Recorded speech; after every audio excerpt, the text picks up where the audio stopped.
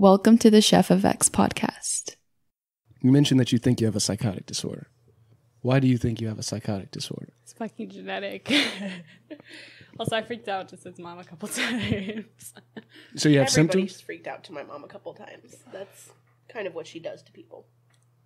I think she also relaxes people. And I'm not going to be the person who says you don't give her enough credit, but I'm just going to say... Well, she relaxes people. It's just, what does she do with the information she gathers? Oh. I don't know. Oh. I don't know. Do you have any symptoms, or you're saying just because it's genetic? Sid's mom actually relaxed me a lot. She was the only person who could be like, everything you're experiencing is fake, and I was actually like, okay, you might have a point. Wait, is fake in what sense, though? I thought that... I literally thought that my mother was a government agent. Yeah. Which is, you know. And then it lasted for several months. And then I think, like, me not being able to go home, like, in November-ish, October of last year, was definitely, like, the beginning of that, like, kick in. Why weren't you able to go home? I withdrew from Berkeley, and I guess I was really embarrassed, but I convinced myself that if I went home, my parents would, like... and I could never come up with, like, what they were going to do. I was just like, I didn't want to go home. Strict parents, to say the least. Yeah. There were also some other stuff going on with authorities that could have triggered that to a certain extent. Yeah. Thinking particularly underwear-related incidents. Underwear? Yeah. That I feel personally responsible for. What's the underwear-related incident? My mom taught me a very important lesson about not stealing. Stealing? You stole some underwear. You know, here's the thing, is that you know what? Never mind. No, what else do you have to say? Well, the main thing is that if somebody says something is fake, they're not talking about your experience. They're talking about what you think is going on in the outside world. Mm-hmm. Yeah. And I think that's one of the key things in my view of truly being psychotic, is that you're having experiences that change your idea about the outside world too. It's not just that, you know, for instance, you're frightened. It's that specifically you think your parents are CIA agents. Yeah. Yeah. Yeah, that's pretty freaky. You are psychotic then. Especially if this was for months. Were you doing drugs? Were you doing shrooms? No. All my psychiatrists asked me, they were like, were you on meds yet? And I'm like, I specifically put off getting on meds because towards the end I was like, I think this is a psychotic break. Yeah. I put off getting on meds so that later people wouldn't be like, you were on drugs. Right. Yeah. Right. Wow. Since then, has everything been smooth sailing? Yeah, for the most part. I think I had a lot of episodes afterwards where I would tell people, oh, I don't trust like my visual senses and my hearing senses. And a lot of people inserted themselves into my life knowing that, who wanted to actually like alter what my perception of reality was, like 2 people. And I was really close to them. And when I was telling them about the psychotic break and telling them that I didn't trust myself and telling them that I needed them to like be my eyes or whatever, they specifically would tell me information that was like not true. Yeah. So then I was like... Well, people are pretty, to be fair, people are pretty fucked up even if you don't have a psychotic issue. People are constantly trying to snake each other, scheme, rat each other out. Those can all be diagnosed with psychotic issues. No, I mean, people are naturally manipulative. So it just ramps things up if you're someone who's susceptible to manipulation. Yeah, and telling people that, I learned not to tell people that I had any sort of disability. Like even ADHD, I learned not to tell people that I have ADHD, because then later it's like I get discredited because it's like, oh, she doesn't pay attention, she forgets everything. Like, but yeah, just the main thing I learned about disability is like, don't tell people unless you are sure they have that disability too. Mm. Yeah, it could be a risky road. Yeah, because then they know every way to like fuck with you. Blind spots and your weaknesses. Yeah. Well, it kind of brings up this issue that I don't think it's an issue personally, but you know, someone else might think it's an issue, which is just dealing with friendship in general. I since like at least since middle school, the way I've operated most of the time is with, I think this is the right word for it, but acquaintances, where there are people who, you know, I enjoy. But I don't necessarily trust motherfuckers with everything. So it's been a little bit easier to like skirt, get past certain certain situations where I might be overly manipulated, but then also I just accept, well, you know, something's going to happen. And that's not really that big of a deal, but it is what it is, you know. That being said, from both of you, what are your ideas around friendship at this point in your life, you know? Because these things are likely to change and evolve as you get older, and I feel like one of the benefits of podcasts is like taking a snapshot. What are you doing? I'm just Is that my tea? Was it ever your tea? No, it wasn't. What is this? What is It this? was extra tea with ginger in it. Oh, ginger. Of course. That's my you want roommate's tea? faave. No. I'm good. I think fuck friendships in general. Yeah, I was looking at Sid's face because I was like, oh, she's gonna have some shit to say. Leave me alone. I've already said no. She's like, because you got this face where you just look like you were dead inside. Well, it creeps me out, this concept of people having like a best friend. And I remember in like Besties. middle I remember school, in, like, elementary 3 school, months high ago. School. Okay, fuck you. First of all, second of all, thank you. But no, because it's like I feel like that's a horrific idea to have all your cards in one bag. Like I don't tell my therapist everything. I don't tell and like no one of my friends knows everything about me. Like I keep different parts in different. I cannot say that. I think that's a general human thing. Like there are just certain things that like I might be like, oh, you know, like, or for example, like I'm into animals. I don't discuss that with you though because you're Into not. animals. Okay, really? Are you still? What do you mean? What do you mean by animals? No, I think the issue was with the word into. Oh yeah, I'm into animals. I'm so sorry. What are your thoughts? But don't you think that there should be a reasonable level of trust? I mean, you have to trust yourself before you can actually trust anybody because it's like, what are you actually telling them? And I don't trust myself at all. Which I think we've been discussing a lot recently because it's kind of a common thing. But especially, it's hard to tell other people who you are if you don't even know who Once you are. you know, like, and trust other people if you don't trust yourself.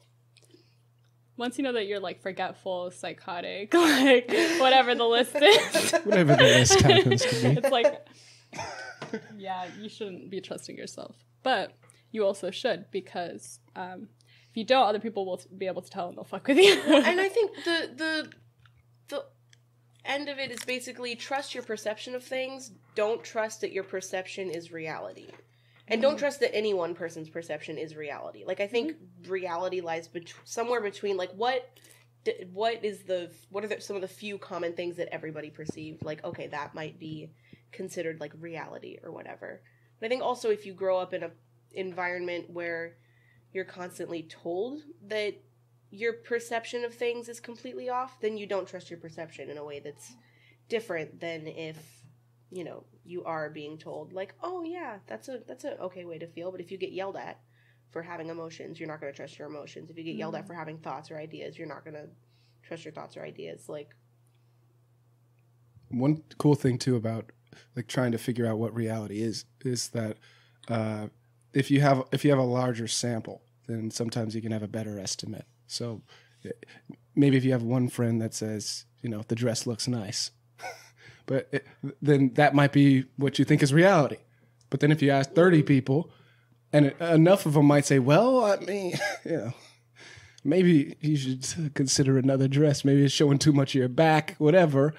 Then it's less likely that one friend will have a heavy influence on you. I think I usually assume that if you take a large sample, most people are going to be wrong. Like, think about the domes and how people group and they kind of make decisions because they like in a group. Yeah. And then if you look at the U.S. and like how wrong we are about so many things. Yeah. But so many people are on board. Well, I think it brings up, so I'm in a psychology class right now, and it brings up an experiment that I learned about within the last 2 weeks I think plays a big role in how a lot of people can be wrong about really big things. It was a conformity experiment. So what they had was they had research participants that genuinely had nothing to do with, you know, they came in from the outside. But then they set them up with 5 Confederates So people who were actually in on the whole, they were scientists themselves. They were in on the research process. And what they did was they gave them a very easy task. And they said, give us the answer out loud in public. And then write down your own answer. So what they found was the task was like, okay, here's a line. Which line is the same length?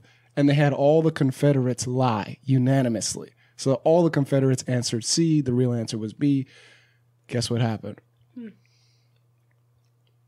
75% of the questions were answered wrong. Because the research participant thought maybe there's something these motherfuckers know that I don't know. I think it's B, personally. But I'm going to go with the group. Because if everybody's given a unanimous vote, they must know something, right? Now, here's the thing. When you had some of the Confederates question it, like if it was just 4 out of 5 and one person said the right answer, then it drastically dropped the conformity. If a lot of people questioned it. If at least one person questioned it. But if it's unanimous, that's really when people conform. And also they said right for the whatever they wrote down on their page, 99% of them got it correct.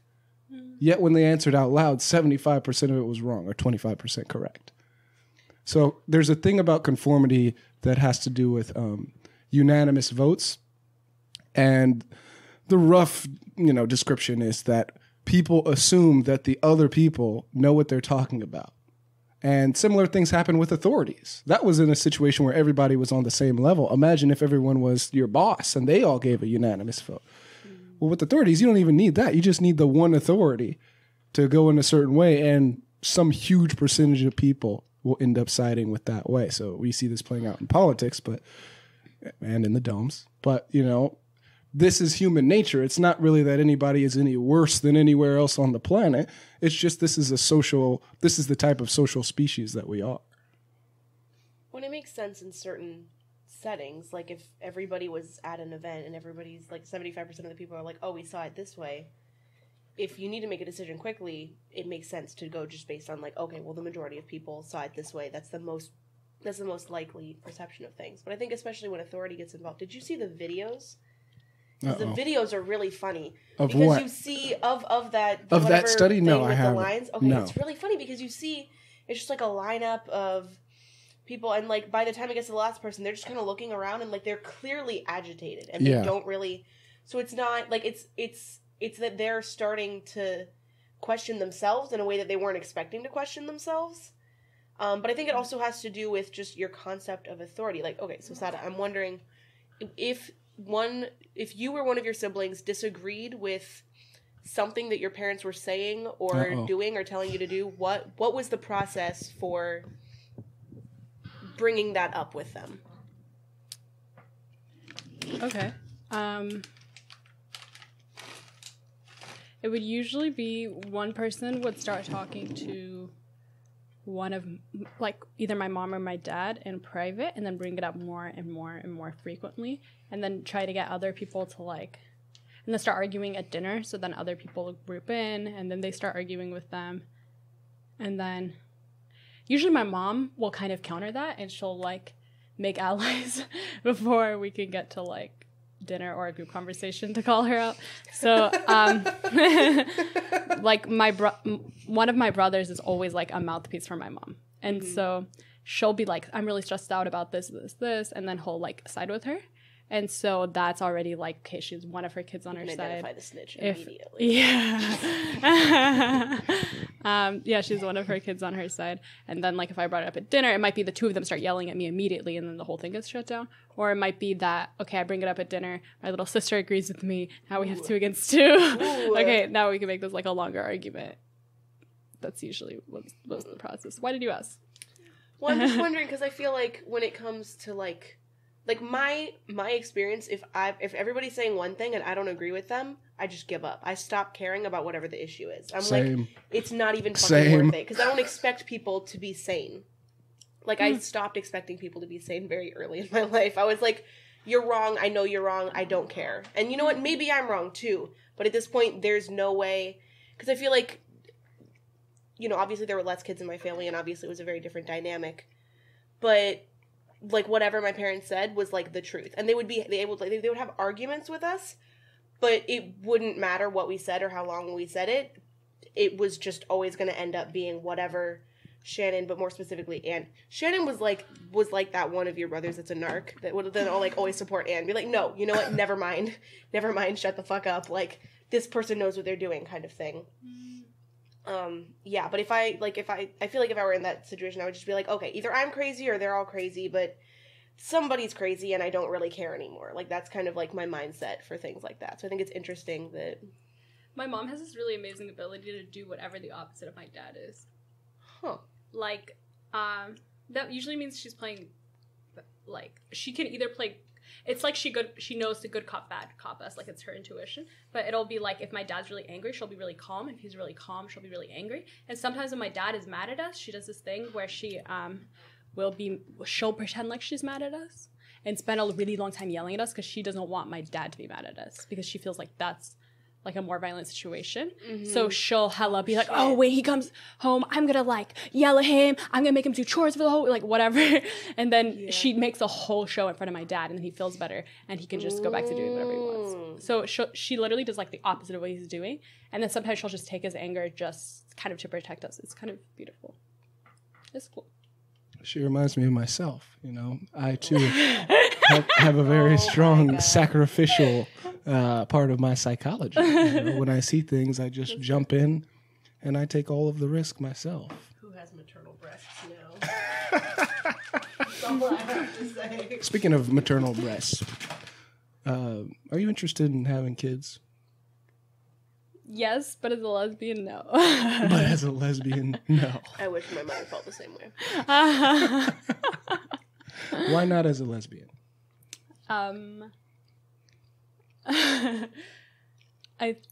It just means I would be a single mother, which is cool, but it's kind of hard in the U.S. Why couldn't you, be a mother with your partner? Wait. Am I interested in having kids with a man and then staying in a relationship with him? No, just raising kids is what I'm saying. Yeah. Yeah, I'd be interested in raising kids. I don't think I would really be interested in raising kids with a female partner either. No. You're like, you can't just, I mean, like, when you get married, you're just picking up trash. Wait, what? Like, when you have a partner, it's like, okay, you like them because they have sex with you a certain way or they understand you a certain way, but like, do you want them raising your kids? I don't know. Yeah. Where do you think you get that idea from? A lot of the ways that people choose their relationships is really haphazard. It's not based on how they're going to raise a child with them. Mm-hmm. Yeah, it seems like it's hard to know what qualities matter. Yeah, it's like one thing to find a partner that's compatible with you, but then to think about, on top of that, how are they going to be compatible with my, like, kids that I want to have? Especially if you're not already a parent, because you don't even know what kind of parenting style you're ultimately going to want to have, and you don't even know what kind of kids you're going to have either. So I think the biggest thing is, like, I don't know. I feel like any of my friends who don't hate their parents had a strong relationship. But, like, since the beginning of my memories, my parents just trashed each other all the time. Like, as soon as they would be in separate rooms, they'd be like, oh my God, your mom is driving me crazy. And that's what they would both refer to the other one as, oh, your mom is driving me crazy. I'm like, well, I don't know which one of you is my mom, but I don't want part of any of it. Like, was, like, the only thing I was certain of. Because it would be, like, one person would say one crazy thing. The other person would say, like, the opposite end of the crazy thing. And if I argued with either one of them, I would get shut down. But if I told the other person, well, I'm only arguing with you because your fucking wife, the dumb bitch that you decided to marry, told me that wasn't the case. I can't say dumb bitches. Can't say dumb bitches. Listen, this is a safe space. That's misogynist. You know what, that Pringles chip that just flew in your eyeball? That was karma, is what that is. Not sponsored by Pringles. That unidentified crunchy object that just flew into your eyeball. I was thinking about parenthood this week for some reason, and I think it was connected to my the essay I was writing. But I thought, I was in a situation where when I was growing up, I was with my biological mother and father until like the beginning of kindergarten. And then I started living with my aunt and my uncle. And I remember maybe once or twice, like I visited my mom, or my mom visited the house, and then like I visited my dad. But for the most part, these two people are not a part of my conscious experience. They are for my brother, though. I have an older brother. And like, I thought, well, I'm an adult.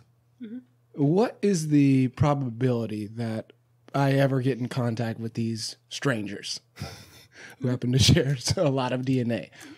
And one of the weird things about it is I feel like I've transitioned from the stage where I had like especially when I was a kid, obviously, I had like a desperation to like a deep wanting for people that I was biologically connected to be in my life, even though I had a great family around me. But now I don't have that. So the only thing that's left is just nothing. Like, it's not even necessarily a bad relationship because there's no negatives. I don't know the details of like what the situation was back then, but for the most part, things turned out all right for me. Right. So it's more like, well, just nothing. Like it's just a non-existent relationship. And I thought, well, to get back to parenthood, to what extent does that play a role in my view of raising children? Because for me, it's perfectly fine to have zero relationship, with a biological kid. Because for me, I don't feel like it's much of a loss. I actually think the benefit is that I could think of the world in terms of mentorship rather than parenthood. So I could have 50 mentors. Some motherfuckers are going with the bad ideas of two parents. You know what I mean? And I'm looking at them sideways like, you really want to go that route? Why don't you consider some other things? They're like, no, this is my fucking biological whatever, and they're right. And then they go down the same tragic road. Meanwhile, for me, I'm just considering, what does this motherfucker have to offer me? You know what I mean? It could be a teacher. It could be a bus driver. Anyone who wants to give me wisdom, I'm kind of equally open to. And I think that openness has played a central role in my life. Could have reacted in a lot of different ways, Arguably, my brother and my sister reacted in different ways. But from my experience, I just think, who gives a fuck? At the same time, like most young men, I have a zero interest in raising children. Not foster kids, not knocking anybody up, not fucking no variation whatsoever. I'm like days away from a vasectomy every time I wake up. Why? Because I just don't see much of a benefit. I feel like, all right, I'm here. I'm going to eventually die. I got a life to live. What's the point in trying to make other people set them up so they can live a dope life when I could just live a dope life? What? Donate sperm. You can have 10 kids and live your own fucking life. I know. Yeah. Well, I guess maybe that's what it comes back to. Maybe that's the way that I will contribute to the planet. The problem is they can internet stalk you now. Man, what they going to do to me? They have DNA tests. They can trace it back to you. They call you, be like, Dad, you want can money? Dad, I want to be a friendship with you. I could say, my sister almost did that. She was like, oh, he's a surgeon? I need him to help me get into college. He's a surgeon? Oh, yeah. He's some bariatric surgeon in Seattle. Wait, you have really smart DNA. Okay, that's a little... Are you surprised by this? You go to med school. I would fucking hate med school. I don't even like regular school. Med school would kill me. And this is a horrible way to determine your career path. Is to trace back your sperm donor. Then again, it's kind of eerie. All of his biological children are doing... Huh? She knew that he had a degree in biology, but when he donated, he was like 25. So he donated long enough ago that my oldest sibling is like 21. And then there are 4 of us in 2000. Aiden was How long do they store that shit? The regulations are constantly changing. Because when Shannon and Ann did it, it was kind of like,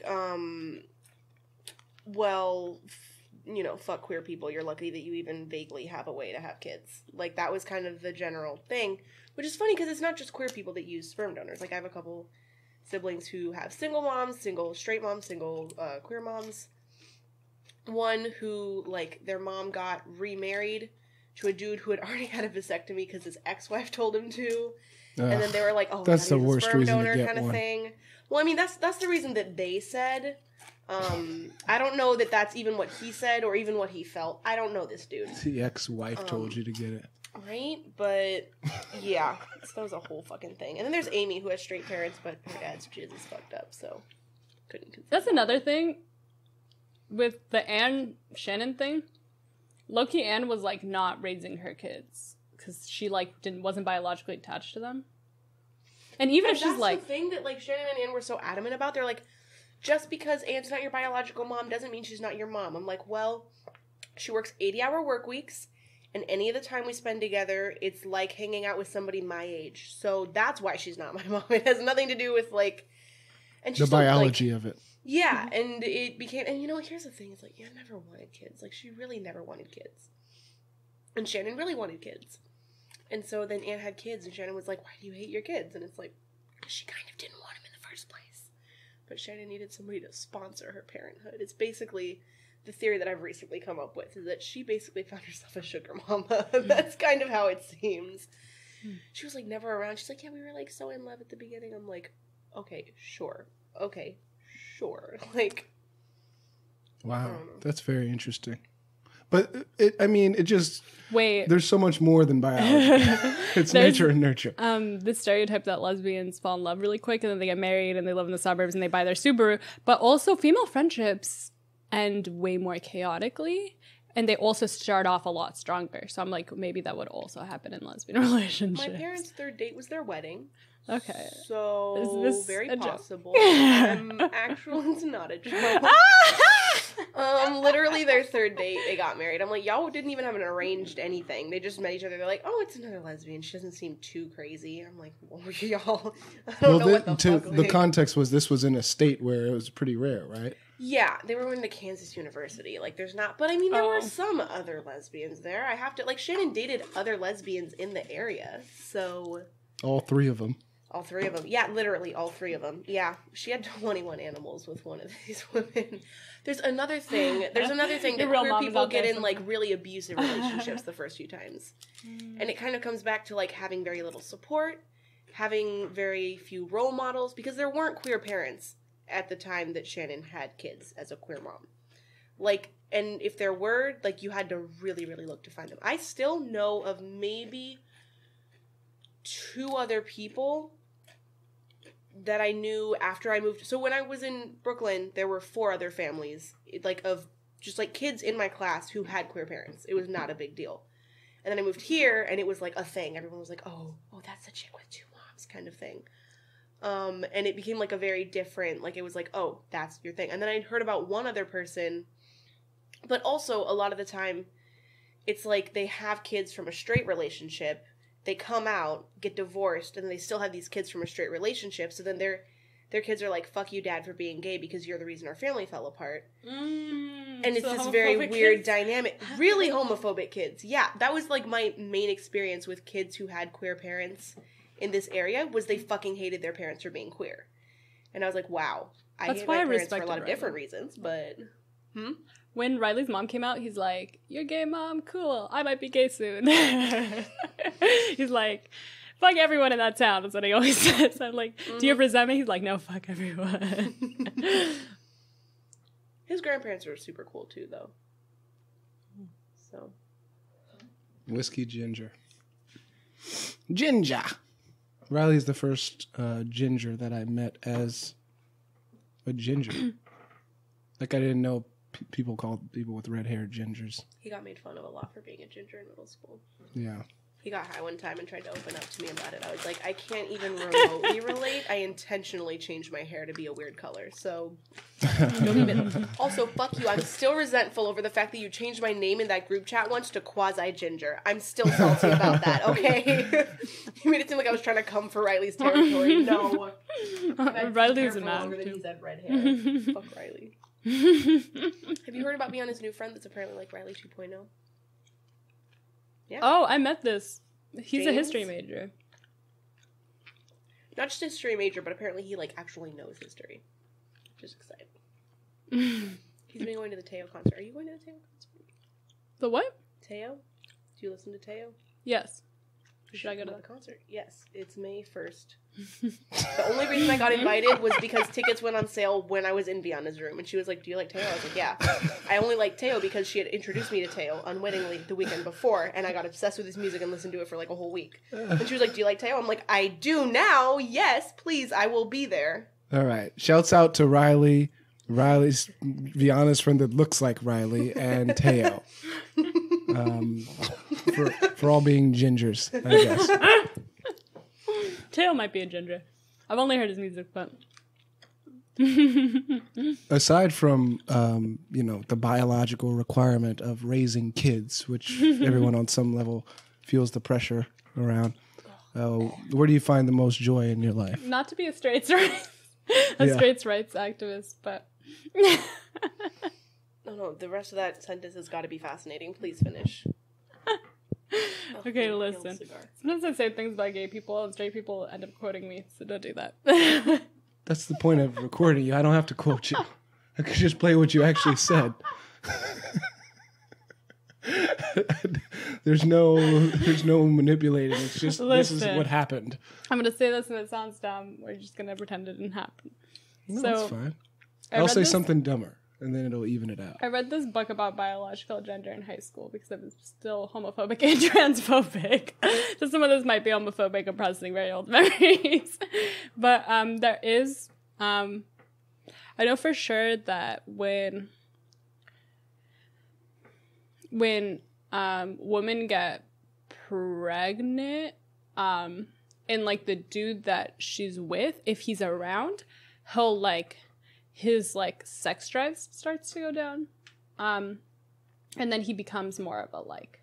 Whereas like women are like emotional throughout pregnancy, it's more of like when they see the kid sort of a thing. But throughout, there's also a process happening where if they're around their wives, their biology is actually changing. And even though they might not care as much during the pregnancy, as soon as that like kid comes, it's like different. Yeah, And then I agree with that. It's kind of like Anne didn't go through any of that. Well, and she never wanted to go through any of that. Like, they, like, had a brief discussion, like, who's going to carry the kids? And it was very clearly, oh, it's going to be Shannon. Which makes sense, because, like... But that must hurt for Shannon, because she was going through that whole process of, like, attachment to her kids, where, like... I can't remember the exact biological changes a woman go through, but, like, it becomes that this is, like, all they care about, right? yeah. And just never went through that. And that's why I would never let anyone else parent my kids, even if they were foster kids, because I know I could still love them the same way, even if I like hadn't gone through that. But I wouldn't like let somebody else take care of them who would. I'm not comfortable with that. Well, the thing, I think it really comes down to, like, does the person want to be a parent, or does the person want to be a good partner? Because if somebody's parenting kids because they want to support their partner who's parenting kids, that's not okay. Because it's not, like, it's a weird, like, indirect relationship. But, like, if two people both want kids, it can also get more fiery in that sense, because Anne was very hands-off. She was like, okay, Shannon, whatever the fuck you want to do, I don't really care. Because she didn't There has to be care. a hands-off parent, kind of.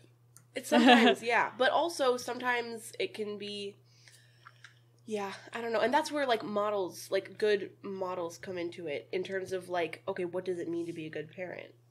And I know... It's also, like, for me, like, a developmental thing. Like, any of the 18-year-olds I know, they don't like their parents right now either. Like, it's just a thing that people go through to be able to become their own people. But, like, I know a lot of people, and, like, the more you know about psychology, like, the worse your parents seem, you know? Because, like, regardless of somebody's intent, it can be a lot worse. And regardless of what you try to hide from your kids, they tend to pick up on it, too. Mm-hmm. That's the thing that, like, I've been learning about in terms of, like, even just neurochemically, like, if there's shitty things going on, like, if there's domestic abuse happening between two people and their kids never see it, they still kind of get tangentially fucked up because it's going on. And that's all happening at a time where, like, kids are very sensitive to, like, emotions and, like... yeah, the energy like is that. off. You can tell. And you just see the dynamics Yeah, one of day two people interacting. someone's just crying, and then, like, you're only getting the before and after, so it's more confusing. It's not linear. Yeah. Well, It's especially like, if, you know, there's, like, lies going on. Like, oh, no, I'm fine. I'm just sobbing all the time because I'm fine. And you're like, so if I'm sobbing all the time, I can still be fine? Like, is that how that works? Like... And eventually you run into counterexamples. Like, I grew up in a house where there was a lot of yelling. So when I first started hanging out with white kids, then I realized, like, hey, there's another way. But in fact, they were yelling at their parents. But that's an extreme. Yeah. That's an extreme. It's not really. That is definitely a huge thing that is very true, is that white kids will yell at their parents. Mom, get me the fucking orange juice. And so like, oh my God, what? Are you afraid that something might happen? Oh my God. No? Wow. All right, I guess everything's going to turn out all right for you. But you realize Never does. It never does. You realize that, like, well, yeah, there are certain patterns. Like if you meet a super healthy person, then you notice their pattern, and that becomes the new blueprint. Then when you compare everything else to that, you're like, holy shit, this was fucked up. You just have to not talk to healthy people. Yeah. Either you completely avoid them, or you're going to start noticing, like, man, this isn't, I don't want this to be my normal. Or at the very least, also hang out with people that are more fucked up than you. I feel like you should do both, in my view. Sense where, like, I had friends who I was like, your childhood was a fucking dream, and then I had friends who I was like, your child was a fucking nightmare, and I feel like I'm like somewhere in the middle, you know, like it wasn't really either. I don't think anybody's ever like really solidly in either camp, but I think because especially like when you're growing up, the entire idea is like, okay, what's normal? How do I establish a normal? What do I want to consider normal? Things like that. And so I think also growing up with a blueprint of like just knowing your family's different is different because you take things as like, oh, well, this is my family. That doesn't necessarily mean every family's like this kind of thing. But I think also kids kind of gravitate towards other kids who are a product of a similar environment. Like there's just a certain, especially when you're at that age, like there's not a lot of your own thinking going on. So you're just kind of like, okay, whatever I've been taught, I'm kind of just going off that and trying to figure out what works and what doesn't. But yeah, I always felt like it was like a puzzle piece thing. Where like I noticed when I moved to Alabama from Pasadena, one of my cousins came out to visit with us. She's like a sister to me. We grew up together. And she said, yeah, your friends are exactly like you. that's what was this girl like? My cousin? I don't know. I mean, like me, I guess. But she was like, no, have you ever noticed, like one of my friends, his name was Jaleel. He was like an aerospace student. He was a stoner. He had like a huge afro. Only thing that was weird about him was he sang in the choir. I didn't understand that. He wasn't religious. He wasn't religious. But then I later realized the choir got super fucked up. And that was the benefit of being in the choir. It was just drinking and smoking after the singing. So he was a partier, right? And she was like, yeah, he looks exactly like you. He speaks like you. Like every element about this guy, other than the fact that he grew up in New Orleans and you grew up in Pasadena, is pretty much the same. You're both doing engineering. Yeah. My friend said was the same. And it's kind of like, I realized in several different environments, Davis included, you know, jail shit included, that like you kind of are putting out a vibe no matter what you do. And other people who understand that or who are attracted to that or who respect that are probably going to be people who have similar experiences to you or without like some even palette. Really realizing it half the time. I feel like it manifests in mannerisms that we're not even completely aware of. Like I'll do certain things with my face that I don't even know that I do with my face until I'm talking to one of my sisters and I'm like, what the fuck? Like, because usually when I'm emotional, I'm not looking at myself. Yeah. Because if I'm looking at myself, I'm like, oh, I'm fine. I'm great. It's whatever. It's wonderful. But, like, if I'm actually emotional, I'm, like, avoiding mirrors because I can't look at my face when I'm emotional. It, like, really freaks me the fuck out. And then I'll see, like, my sister talking to me and, like, she's excited or, like, specifically, like, when my sister's happy, I'm like, oh, my God. That's what my face looks like when I'm happy. Oh, like, that's so fucking weird. And Aiden will point it out, too. He'll be like, you and Jess or you and Amy look exactly the fucking same when you're, like, feeling this sort of way. And I'll just be like, oh, that might have, you know, been part of it. Or, like, my sister had, like, a deeper voice than I was expecting. And that, like, calmed me so much. Because when we were talking, we're both very, like, excessively positive people. Like, if I'm sending an email, I realized this the other day. Like, if I'm sending an email, even, like, professionally, I'm like, smiley faces, 10 exclamation points, everything's fine, we're all doing great. No surprise to me. Like, and like, I didn't realize that that's, like, literally what I put out into the world. Because, like, you'll say it, too. You'll be like, you're kind of, like, a cold bitch. And I'll be like, I am, huh? 'Cause I think of myself as an emotional wreck. But then I'll be like, but I'm selectively an emotional wreck. I feel like that was, like, on Adderall, though. Because your jokes were, like, mean, but they were really funny. And now, and now you don't make fun of people like that. You're just like... Yeah. It's my you impression. You're like juggling. Well, if I can keep my energy low enough, I don't offend people. But if I'm happy, I offend people. That's what I've realized recently. Like, people will call me rude if I'm happy. Yeah. Because I'm like, I don't feel any need to protect your feelings right now. Like, I'm just going to tell you how the fuck I feel. And if you feel bad about it, that's your... Well, and that's what I appreciate about both of you, is because I can actually be happy and critical. And you're like, that's interesting. And you don't take it too personally, but you also aren't like, oh, she's just fucking crazy. You're like, she might be crazy, but she might have a point. I feel like that's my happy medium right there. Like, she might be crazy, but she might have a point. Let's think on this. Well, being rude is only a problem when you're not used to it. Because once you get used to it, you just hear what the person is saying. You're not worried so much about being offended. That's what happened with me and Zach the other day. He was calling me rude, and I was like, oh my god, because, I mean, Anne growing up was super rude, but my concept of rude is like, oh, screaming at me while I'm having a panic attack. That's rude to me. He was mad because I didn't fuck him, and I fucked somebody else. I was like, that's not rude to me. That is pretty rude. That is pretty rude. But I was like, that's not something that I personally have a problem with. Like, if somebody wants to get mad at me over that, that's fine. That's their problem. Especially when nothing was discussed beforehand.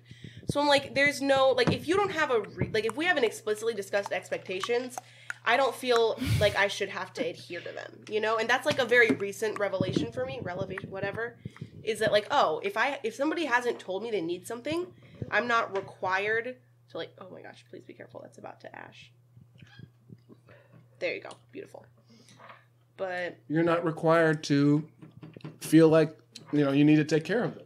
And even if they do tell you that they need something, you're still not required to say yes. Which is fucking, I don't know, it's like a mind-blowing concept to me. Yeah, that one we're working on. I feel like when your survival depends on people that need you, it's a very different dynamic. Because the reason that I cater to people so strongly is because like if I wasn't... It smells like what? It gets a little worse when you get lower. So maybe it's going to get a little more damp.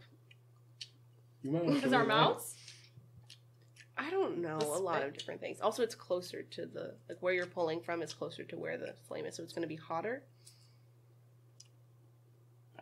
Is any smoke coming out? Yeah. No. Okay, you got to relight it. Okay. Maybe I'm just...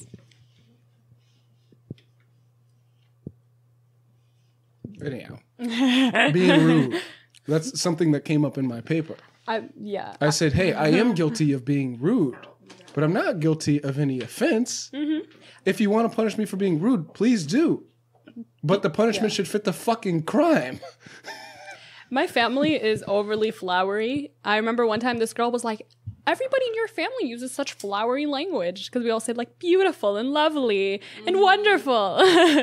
And it's really funny because I think we got that from my older brother. But my mom is the rudest person on the planet. Like straight up. I love rude people. There's a language difference too. Like she's ruder when she's not speaking English. Yeah, basically. Like, I feel like my mom never learned how to be rude in English. So you can't actually tell that she's rude. Because at work, she always keeps her head down. When she speaks in English, she only knows how to say things that are, like, very polite. But I've never heard her not talk shit in Arabic. It's a skill. It is the 24/7. Just like, if she's speaking, she's talking shit. Well, that's one thing I love about performing arts, about comedy, is that, and acting too, is that sometimes an actor or a comedian will show you how to display an emotion that you already had, but you didn't know how to make it clear to the outside world. So they've kind of worked out all the details for you, and you just copy and paste whatever, makes sense for your specific communication when it makes sense. Like, oh, that's how I really have felt this whole time. But like you were saying, if you don't see other people doing that, maybe it's harder to learn. Maybe that's a part of the process of learning a language or learning how to express yourself. Maybe you have to see other people express similar thoughts before you can gain the confidence that that's a valid thought, that that's something worth saying. Well, I think you have to be shut down before you think you have to learn how to express yourself.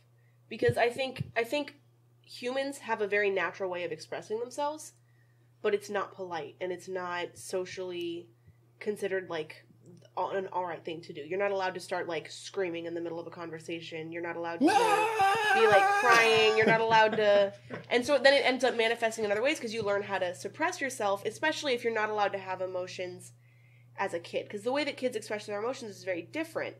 And like, you know, once you hit 25, like brain development and like your emotional regulation is a lot better. But when you don't know how to regulate your emotions and you're shut down for having emotions, you have to figure out, okay, how am I even allowed to express this? Since the way that I'm choosing now is getting me in trouble. So how can I actually convey a similar thing without scaring the shit out of people? Yeah. The full range of emotions has to be allowed. There has to be some kind of space for it.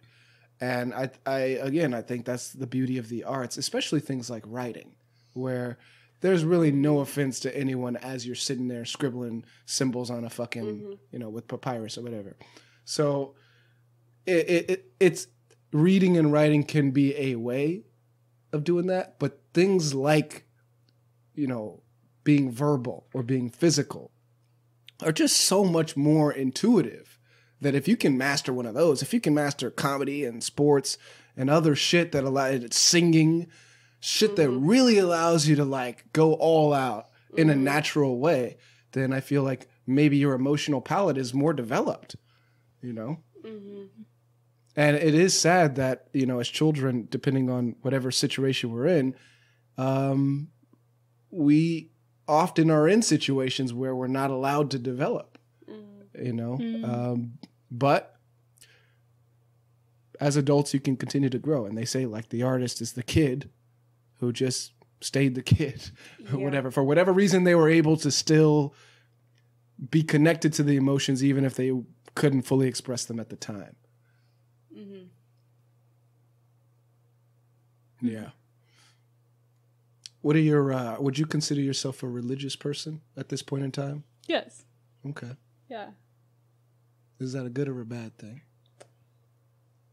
I'm trying to be more provocative. I don't even know. Community. I don't even know if I'm ready for that answer.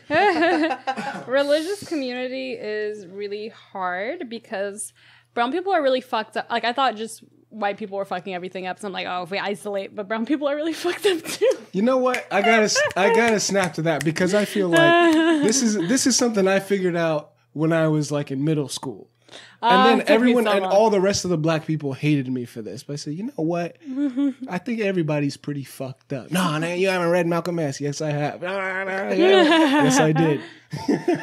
Malcolm X, from what I understand, the Nation of Islam was really isolationist. They were just like, we're going to pull apart and do our own thing. Yeah, and a lot of these things do make sense for the moment. It's just that, is it a forever long-term strategy, forever and ever and ever and ever? No, nothing really is. I mean, everything eventually gets expired. It makes sense for the moment, but we need to like relearn our whole framework. Because if you're like, oh, everything is a race issue, everything is like a homophobia or like an ableism, or like you have that framework of looking at the world, then if you just get all the like queer, non-binary, like people of color, people together, they're still gonna have trauma. They're still gonna be fucked up, and you're not gonna see it because you blamed it on these like certain identities.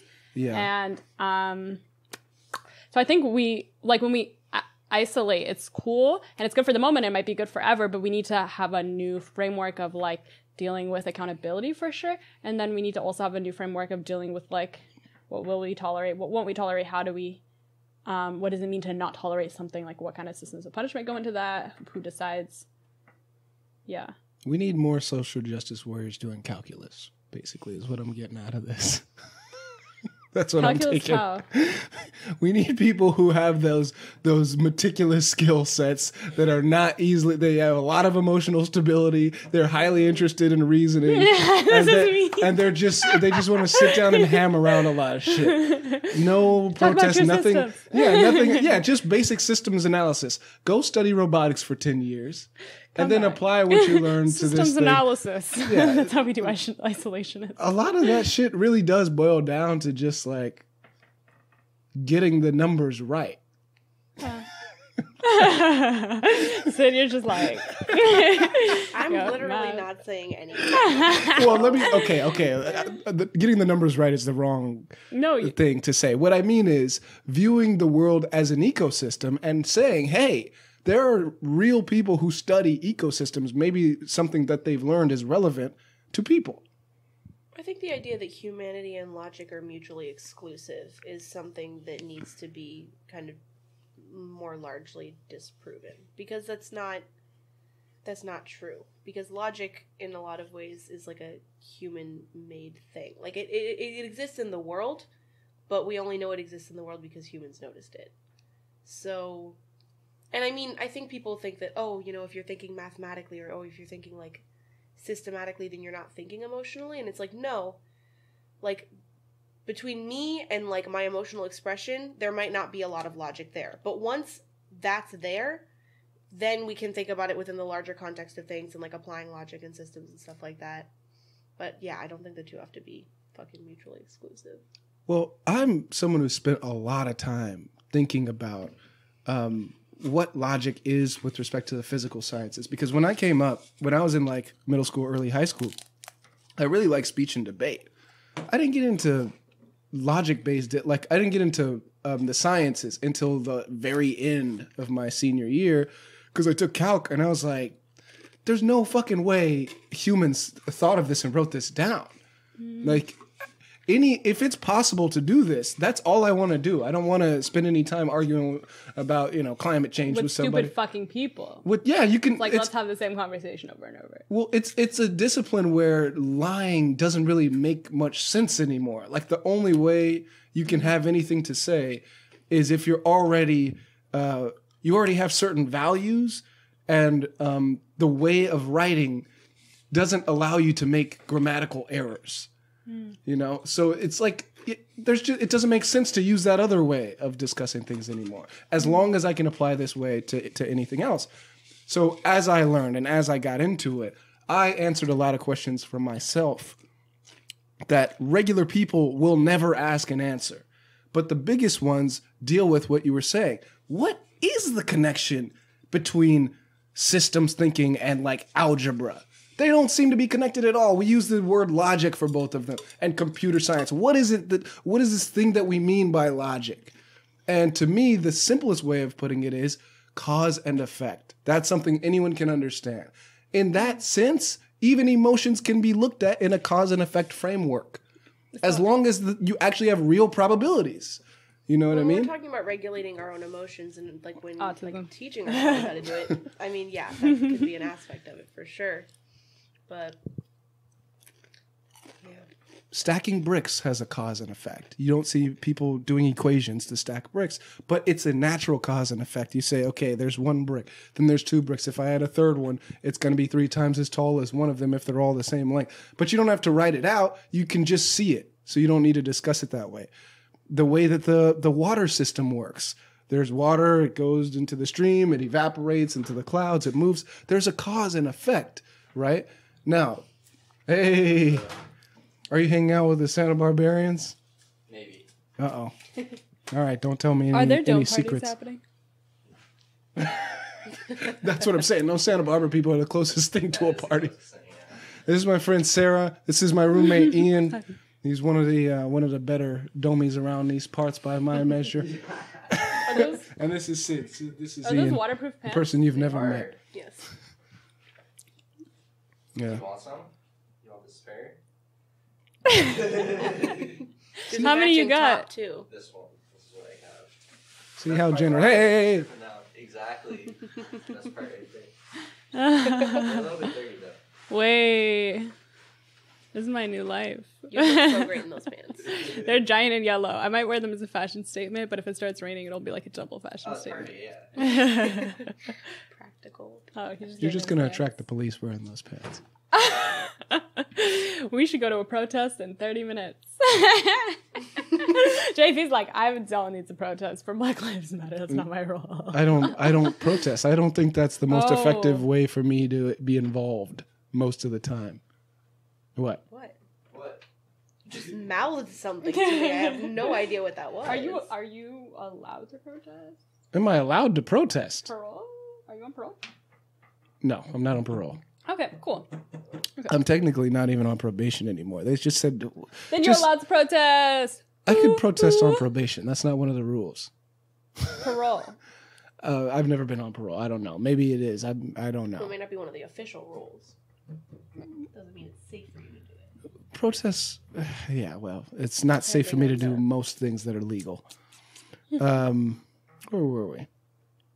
It doesn't matter. Yeah, you consider yourself a religious person, but you don't like the group thing. You don't like thinking in terms of these categories. Because they're dumb as shit. And okay, better intro. Okay, listen. The religious communities in America, maybe it's because they're small. Not only is there like a snitching thing happening, but snitching. Yeah, they're all snitches. I heard this too about the and who are they snitching to? The Coptics in Egypt. Apparently, they're all snitches. So I thought it was like a Muslim thing to snitch, but it's just like a minority thing. So because it's like the religious community is so small, it's like I saw so and so, your daughter being a little whore. Like that's what they snitch about. And so not necessarily crimes, but things that other religious people might not find favorable. Yeah. Mm-hmm. And then it's like, you can't get married if you don't have a good reputation, like that shit. It's like, do you want to get married? I'm a gay ass bitch, JP. The more I ruin my reputation, the better. Yeah, that's what I was thinking. No one proposes. That's what I was thinking. Yeah, who cares? That's nice. So that's the religious people. But then there's some other shit where I literally feel like Muslim women hate each other. Like, they'll just fuck each other's boyfriends.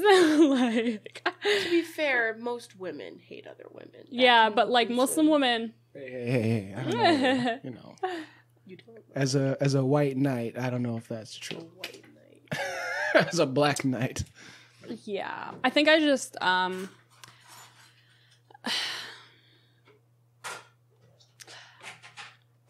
I just feel like they hate each other. Like Muslim women don't say hi to each other. So when I wear the hijab, I like hijab. It's pronounced hijab. Lena calls me out for that. She's like, you say like a white person. When I wear the hijab, a lot of Muslim women don't say hi to me, even if I say hi to them. But when I don't wear it, or if I dress more like masculine, I'll say hi to them. They'll just be like, or if I'm dressed in like not nice clothing and I say hi to them, they just look at me like, because they're also wealthier here. And even if they act nice to me, they'll like later not say hello. It's like this weird thing where they like give you this look where they're trying to tell you that they're better than you. So I'm and the Muslim men are just no.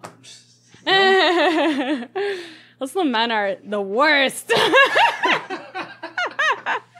I just do not. I've never had like Muslim male friends, and I swear to God I am trying. Because I was like, okay, like we're gonna do this. We're gonna make Muslim male friends. I just feel like they act so weird around women. That I like couldn't be friends. They probably are cool with each other. Like if I was a Muslim man, I probably wouldn't have an issue with Muslim men. But like around me, they're hella weird. And so, you know, I was Muslim for a month. I swear, my brother. Well, my brother and I. So I have Muslim cousins that lived in LA, and my brother and I would stay over at their house for summers and stuff. And when we were there, we were just Muslim. Like, we just woke up super early to go. We fucking went to the masjid. Let's do this together. I have a Muslim male friend. We fasted. Yeah. No. But me and JP at the mosque on Friday. What's up? I would totally watch that show. It's a little mini-series. A mini-series? Hey, we're on our way to the mosque. It's going to be lit. No, it would be... Are you going to sit in different prayer rooms? Do it with like an Eric Andre vibe. We're going to meet up way in the back. Because we can't be seen. A man and woman by the mosque together. So we'll meet up way in the back. Maybe smoke some weed. That was the big thing in MCA, is people would like meet up before prayer and after prayer and smoke weed. And then people would find out about it and be like, oh, they'd meet up and smoke weed. It was a lot. Yep. And then all my friends who went to Muslim private schools growing up are so fucked up now. How? Religious schooling is fascinating. Because they associate religion with intense discipline. And for the rest of their lives, they like hate it. Yeah, I mainly just went because they had really good basketball players. So after we would all go there was a basketball hoop behind the mosque. And there was a guy who was like 5'5" that could dunk. It was insane. Like, I was a kid. And I also remember we would all run after the ice cream truck. And one day there was this kid who got a brain injury because something happened. He was running after it and tripped, hit his head. And they were like, hey, Mustafa, wake up. And he was like, what day is it? What the fuck? And they took him out on a stretcher. And I was like, oh my God, he's not the same person. And that's when you prayed for the first time. No.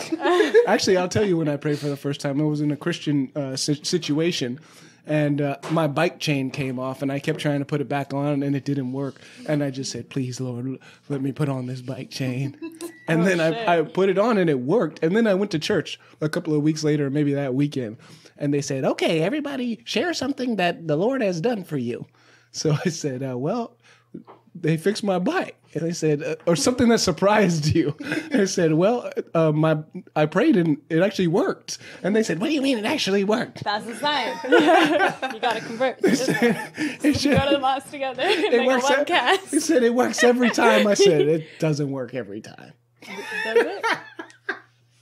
Jesus always answers your prayers. I said, well, I mean, there's plenty of other shit I prayed for. This is the first time you're hearing from me, right? There's not enough information there to pull a fucking line. He might or might not, but it'll be in the same frequency as if you never did anything.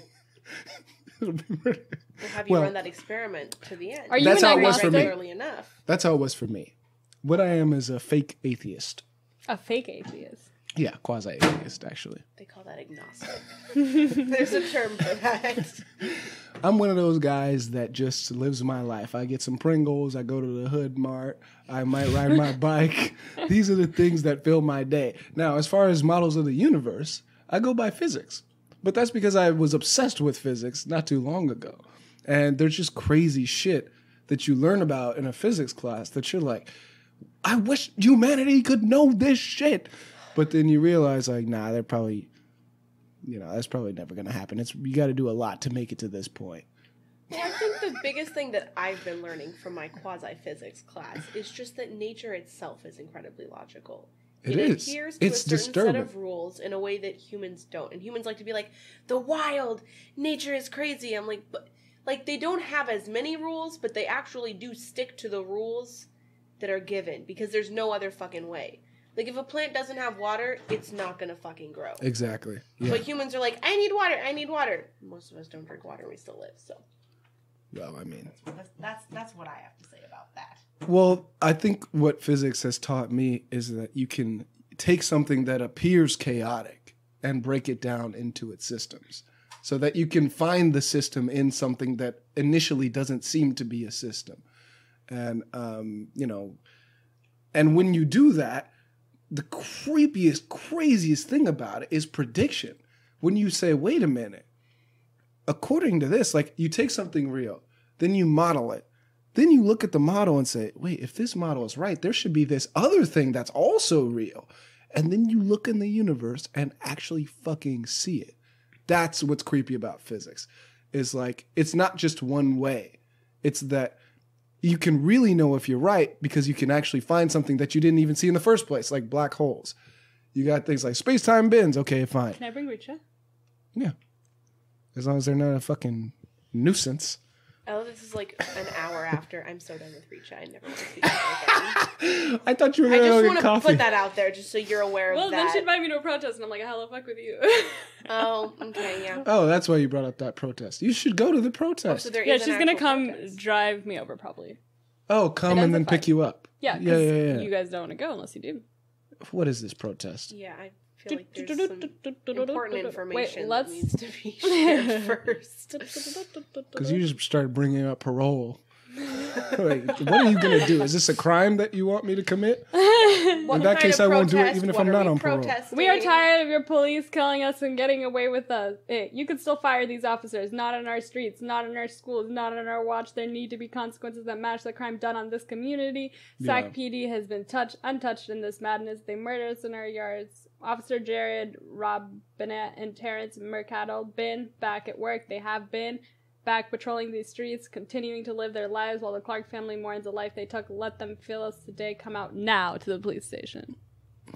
No, I'm good. I'm good. Going to the police station? No I thanks. didn't even breathe that entire time.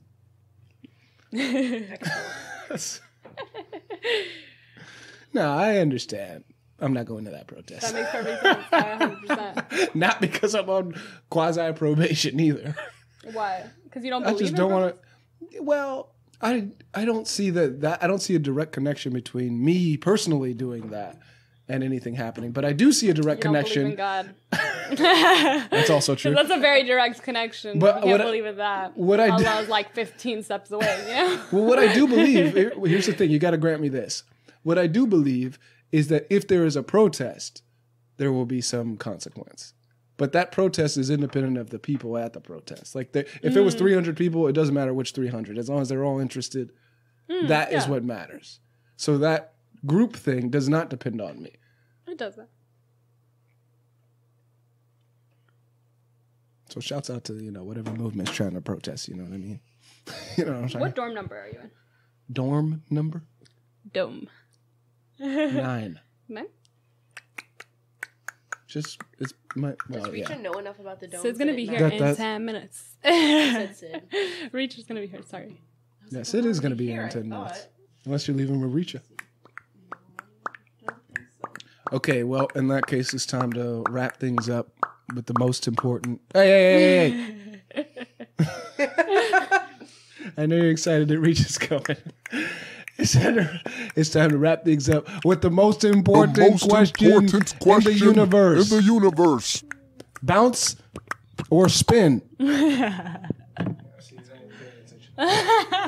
I have to take 5-minute breaks.